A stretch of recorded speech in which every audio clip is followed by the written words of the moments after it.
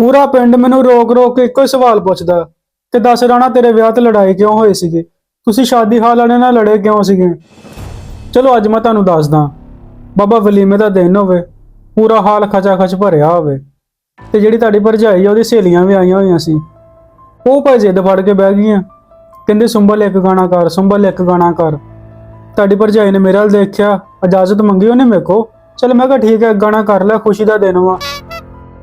ਤੁਹਾਡੀ ਭਰਜਾਈ ਉੱਠੀ ਆ, ਡੀਜੇ ਵਾਲੇ ਕੋਲ ਗਈ ਆ, ਉੱਥੇ ਜਾ ਕੇ ਉਹਨੇ ਗਾਣਾ ਲਵਾਇਆ, ਇੰਨੀ ਲਾਈਟ ਵਿੱਚ ਮੋੜਨੀ ਆ ਬਣਨਾ ਤੂੰ ਨਿੱਕੀ ਬੱਤੀ ਕਿਉਂ ਨਹੀਂ ਬਾਲਦਾ।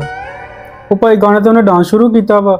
ਇੱਧਰੋਂ ਮੇਰੇ 6-7 ਕਜ਼ਨ ਉੱਠੇ, ਉਹ ਉੱਠ ਕੇ ਪੈਸੇ ਸਿੱਟਣ ਲੱਗ ਪਏ। 30-35 ਹਜ਼ਾਰ ਰੁਪਏ ਬਾਬਾ ਸਿੱਟਿਆ ਉਹਨਾਂ ਨੇ। ਉਹ ਜਿਹੜੇ ਹਾਲ 'ਚ ਮੁੰਡੇ ਨਹੀਂ ਹੁੰਦੇ ਉਹ ਵੇਟਰ ਜੇ, ਉਹਨਾਂ ਨੇ ਸਾਰੇ ਪੈਸੇ ਇਕੱਠੇ ਕੀਤੇ, ਲਿਜਾ ਕੇ ਮੈਨੇਜਰ ਨੂੰ ਦੇ ਦਿੱਤੇ।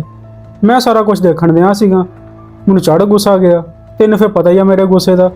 ਗਿਆ ਮੈਂ ਮੈਨੇਜਰ ਦੇ ਕੋਲ, ਮੈਂ ਕਿਹਾ ਮਾਮਾ ਸ਼ਾਦੀ ਹਾਲ ਤੇਰਾ, ਬੁੱਢੀ ਮੇਰੀ ਨੱਚੀ ਆ, ਹੋਰ ਕੁਛ ਨਹੀਂ, ਤੂੰ ਮੈਨੂੰ ਅੱਧੇ ਤੇ ਦੇ।